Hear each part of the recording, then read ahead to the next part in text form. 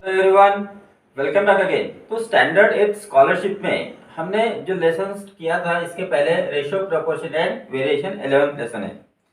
तो इसके पहले हमने एक्सरसाइज 11.1 और 11.2 इसके पहले हमने सॉल्व किए हैं। तो अगर आपने वो वीडियो मिस की है तो उसकी लिंक आपको इस वीडियो के डिस्क्रिप्शन में मिल जाएंगी। तो आज हम देखने वाले हैं एक्सरसाइज 11.3 अपने नवनीत के बुक से। ठीक है, चलो स्टार्ट करते हैं। उसके पहले बता दूं कि अगर आप मेरे चैनल पे नए हो तो प्लीज़ चैनल को सब्सक्राइब करना, बेल आइकन को प्रेस करना, वीडियो अच्छा लगे तो लाइक करो और अपने फ्रेंड्स के साथ शेयर करो। चलो देखते हैं क्वेश्चन नंबर 2। अब क्वेश्चन इसमें जो क्वेश्चन नंबर 1 है वो काफ़ी आसान है। जैसे दिया है कि 232 upon 203 is equal to box दिया है और 21 दिया है। अब इसमें आपको बॉक्स के कौन से नंबर आएंगे ये पूछा है, तो आप सिंपली क्या करो, 21 से इसको डिवाइड करना है। जो भी क्वेश्चन आएगा उस क्वेश्चन से 230 को डिवाइड करना है। जो आंसर आएगा वो आपको यहाँ पे लिखना है। अब देखते हैं question number 2। The ratio of prices of a bicycle and a motor bike is 8:75। तो बाइसिकल और मोटर बाइक की जो प्राइस है वो रेशियो में दी है और रेशियो दिया है हमें 8:75। If the price of cycle is 4800, तो साइकिल की जो प्राइस है वो हमें दी है 4800 और पूछा है कि मोटर बाइक की प्राइस कितनी है। अब मान लो कि हमें मोटर बाइक की प्राइस मालूम नहीं तो एक्स ले लेते हैं। Late price of motor bike की प्राइस हम लेते हैं यहाँ पे एक्स रुपीज। ठीक है, अब देखो रेशो किसका है, साइकिल और मोटर बाइक का। ये होगी साइकिल और ये होगी मोटर बाइक। साइकिल का मोटर बाइक के साथ रेशो है 8:75। अब इसका भी रेशो ले लेते हैं, तो साइकिल का हो गया 4800:x और यहाँ पे रेशो है 8:75। ये दोनों रेशो रहेंगे इक्वल। ठीक है, तो इसको हम सॉल्व करेंगे अभी। 4800 upon x is equal to 8/75। अब क्रॉस मल्टीप्लाई करो, x इंटू एक्स हो गया 8x is equal to 4800 into 75। 8 को ट्रांसपोज करेंगे, x equal to 4800 into 75 upon 8। 8 6 यानी 600 मल्टीप्लाई 75। 6 से मल्टीप्लाई करो, कैरी 3, 5 कैरी 4 और 6 4 24। यहाँ पे 2 जीरो लगा देंगे तो आंसर आ गया। ये बहुत ज़्यादा हो गया, एक सेकंड। 6 5 30 0 कैरी 3 और 6 7 42 42 और 3 45 और इसके सामने 2 जीरो लगा दिए। ठीक है, तो आंसर आ गया 45,000। तो मोटर बाइक की जो प्राइस रहेंगी वो रहेंगी 45,000 रुपीज। नेक्स्ट हम देखते हैं question number 3। What is the ratio of 1.75 hectometre to 225 metres. तो 1.75 हेक्टोमीटर का रेशियो हमें फाइंड करना है किसके साथ, 225 मीटर के साथ। ये रेशियो हमें फाइंड करना है। अब जब भी रेशियो हम फाइंड करते हैं तो उसके लिए हमें यूनिट सेम होनी चाहिए, क्वांटिटी सेम होनी चाहिए। ठीक है, तो यहाँ पे हेक्टोमीटर है और यहाँ पे मीटर है, तो हम क्या करते हैं कि ग्रेटर यूनिट को स्मॉलर यूनिट में कन्वर्ट करते हैं। ग्रेटर यूनिट हेक्टोमीटर है, स्मॉलर यूनिट मीटर है। अब इसका कन्वर्शन कैसे करते हैं यूनिट्स का, उसके लिए मैंने एक वीडियो अलग से बनाया है, उसकी लिंक आपको इस वीडियो के डिस्क्रिप्शन में मिल जाएगी। तो मैं यहाँ भी शॉर्ट में आपको बताता हूँ कि क्या होता है कि रिलेशन देखो, किलो हेक्टो डेका, फिर इधर डेसी सेंटी मिली और बीच में रहता है मीटर लीटर और ग्राम। ठीक है, तो आप देखो कि लेफ्ट से राइट जाते समय 10 टाइम्स बढ़ता है। ठीक है, यानी मल्टीप्लाई 10 टाइम्स होता है और राइट टू लेफ्ट जाते समय 10 टाइम्स डिवाइड होता है यूनिट। अब हमें कन्वर्शन करना है हेक्टो का मीटर में। तो हेक्टो के बाद कितने हैं, 1 और 2 प्लेसेस है। ठीक है, 2 प्लेसेस है यानी 10 इंटू 10 कितना हो गया, 100। यानी हेक्टो के बाद अगर 2 प्लेसेस है तो 1 के सामने 2 जीरो लगाना, यानी 1.75 हेक्टोमीटर इज इक्वल टू होगा 1.75 into 100, that is equal to 175 metre हो गया। ये हो गया हेक्टोमीटर का कन्वर्शन मीटर में। अब इसका हमें रेशियो फाइंड करना है 225 मीटर के साथ। तो 175 इज टू हो गया 225, that is equal to 175 upon 225। अब इनको 25 से डिवाइड कर लो, so you will get here, या फिर आप 5 से भी डिवाइड कर सकते हो। 25 6 और ये हो गया 7 और यहाँ पे हो गया 25 9 जा, तो रेशियो आ गया 7:9। तो इनमें से कौन सा ऑप्शन करेक्ट है? तो option 3 is the correct answer. Next देखो क्वेश्चन नंबर 4। क्वेश्चन नंबर 4 में क्या दिया है? What is the ratio of 1/1/2 years.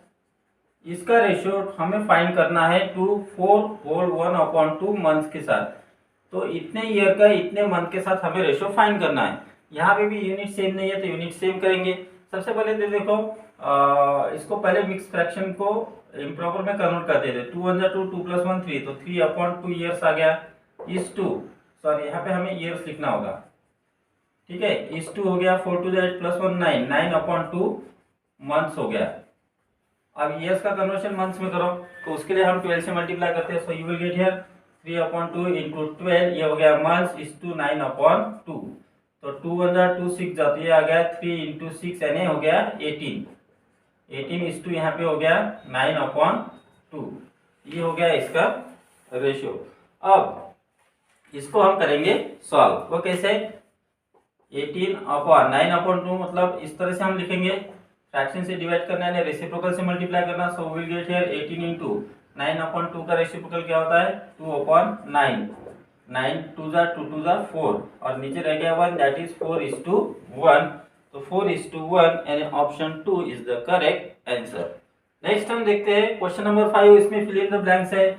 17 box है इज इक्वल टू है 272/80। तो आप क्या करो, 272 को 17 से डिवाइड कर लो। 17 हाउ मेनी जा, 17 हाउ मेनी जा 272 होता है, उतने ही यहाँ पे जो रहेंगे उसको इससे मल्टीप्लाई करेंगे। जैसे 17 1 जा 17, तो रिमेन यहाँ पे 0 1 2, 17 6 जा 102, 16 आ गया। तो 17 16 जा 272 हो गया। तो किसको 16 से मल्टीप्लाई करोगे तो 80 आएगा। तो 16 से 80 को डिवाइड कर लो, तो 16 5 जा 80, तो यहाँ पे आ जाएगा 5। तो इस तरह से आसान क्वेश्चन है। आगे देखो, how many litres of concentrated acid should be added to 135 litres of water to get the ratio of acid to water in that mixture as 3:5। तो क्या कहा है? How many litres of concentrated acid should be added. 135 litre में concentrated acid कितना add करना चाहिए? तो acid और वाटर का रेशियो 3:5 रहेगा। एसिड और वाटर का जो रेशियो है वो बन जाएगा 3:5। तो ये एसिड और वाटर का ये रेशियो आने के लिए 135 लीटर में कितना कॉन्सेंट्रेटेड एसिड डालना है ये हमें पूछा है।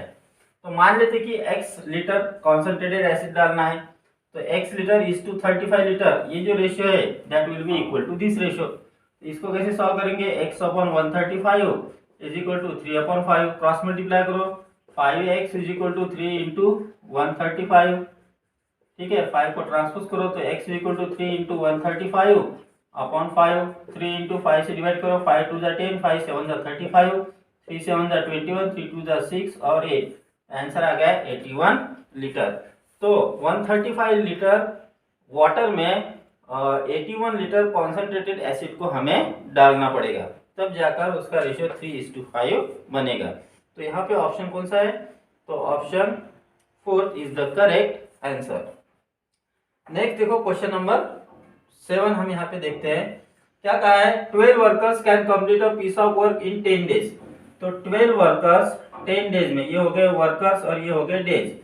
12 वर्कर्स 10 डेज में एक काम कंप्लीट करते हैं। If the number of workers are reduce to 1/3। अब वर्कर्स को रिड्यूस करना है यानी कम करना है। रिड्यूस कितना करना है? 1/3, यानी पहले 12 वर्कर थे तो उसका 1/3 कितना होता है? 12 × 1/3 दैट इज इक्वल टू हो गया 4। तो 4 वर्कर इसमें से माइनस करो तो बचे कितने? 8 वर्कर, ठीक है। अब 8 वर्कर्स वही काम कितने दिनों में कंप्लीट करेंगे वो हमें पूछा है। तो मान लेते हैं कि x डेज में कंप्लीट करेंगे। अब देखो नंबर ऑफ वर्कर कम हुए तो नंबर ऑफ डेज कम होंगे या बढ़ेंगे? तो ऑब्वियसली नंबर ऑफ डेज बढ़ेंगे। तो यहाँ पे जो वेरिएशन है वो है इनवर्स वेरिएशन, और इनवर्स वेरिएशन में दोनों क्वांटिटीज का जो प्रोडक्ट है वो कांस्टेंट रहता है। ये हमने रेशियो और प्रोपोर्शन लेसन में सीखा है। अगर आपका ये बेसिक अच्छा नहीं हुआ है तो आप मेरे यूट्यूब चैनल में लेसन को सर्च करके आप उसकी पढ़ाई कर सकते हो। तो चलो देखो यहाँ पे वर्कर और डेज का रेशो, इनका जो रेशो है वो कांस्टेंट रहेगा। तो हम यहाँ पे लिख सकते हैं इन दोनों की multiplication will be equal to इन दोनों की। तो 12 into 10 is equal to 8 into हो गया x।